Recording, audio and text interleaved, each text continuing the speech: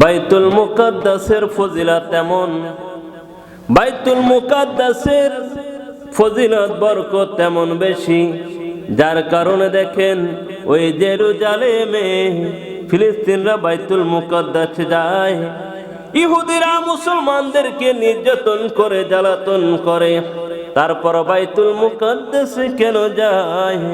কারণ মুসলমানদের প্রথম কেবলা হচ্ছে বাইতুল মুকাদ্দাস। এই বাইতুল মুকাদ্দাসের অনেক ফজিলত রয়েছে, অনেক বরকত রয়েছে।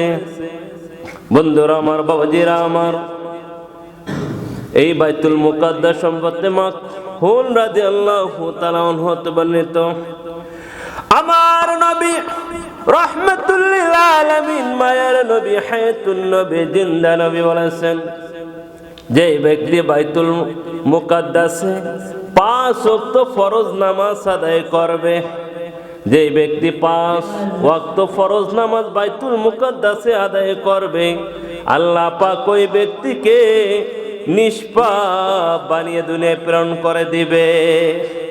যেমনই ভাবে বাইতুল মুকাদ্দাস এমন একটি বরকতময় জায়গা, যদি কেউ 5 ওয়াক্ত নামাজ পড়ে, ফরজ নামাজ পড়লে আল্লাহ পাক তাকে নিষ্পাপ হিসেবে গ্রহণ করে নেবেন। যেমনই ভাবে আল্লাহ পাক নিষ্পাপ শিশুকে যখন জন্মদান করে দেয় কাউকে, ওই শিশুটির কোনো পাপ থাকে না, গুনাহ থাকে না। যে ব্যক্তি বাইতুল মুকাদ্দাসে 5 ওয়াক্ত ফরজ নামাজ আদায় করবে, আল্লাহ পাক তার জীবনের গুনাহগুলো মাফ করে দিবে। বাইতুল মুকাদ্দাসে এমন ফজিলত, যে ব্যক্তি বাইতুল মুকাদ্দাসে জিয়ারত করবে, জিয়ারত করার কারণে আল্লাহ পাক ওই ব্যক্তির সম্মান মর্যাদা এমন করে দিবে, জান্নাতে সে সকল নবী পয়গম্বরের সাথে সাক্ষাৎ করতে পারবে। বন্ধুরা আমার, বাবাজিরা আমার, বাইতুল মুকাদ্দাসের এমন ফজিলত, এমন বরকত, যদি কেউ বাইতুল মুকাদ্দাসে যদি কেউ বাইতুল মুকাদ্দাসে মৃত্যুবরণ করে, কাল হাসর মাঠে বিজলির ন্যায় পুলসিরাত পার হয়ে যাবে। তাহলে বাইতুল মুকাদ্দাসে যারা মৃত্যুবরণ করে, তারা কাল কিয়ামতের দিন বিজলির ন্যায় পুলসিরাত পার হবে। সকলে বলে সুবহানাল্লাহ।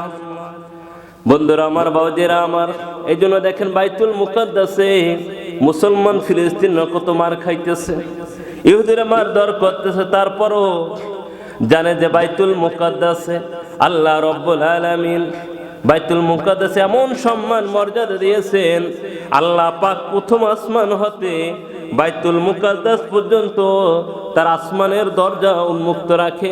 প্রথম আসমান থেকে বাইতুল মুকাদ্দাস পর্যন্ত আল্লাহ পাক তার দরজাটা, প্রথম আসমানের দরজাটা উন্মুক্ত রাখে, যার কারণে ওই প্রথম আসমান থেকে 70,000 ফেরেশতা বাইতুল মুকাদ্দাস অবতীর্ণ হয়। কিতাবের বিচারে লেখে প্রতিদিন 70,000 ফেরেশতা বাইতুল মুকাদ্দাস অবতরণ করে। বাইতুল মুকাদ্দাসে যারা নামাজ পড়ে, যারা দোয়া করে, তাদের সাথে ফেরেশতাগুলো অংশগ্রহণ করে, দোয়ায় শামিল হয়, আর ওই দোয়াটি আল্লাহ পাকের দরবারে অতি কবুল হয়ে যায়।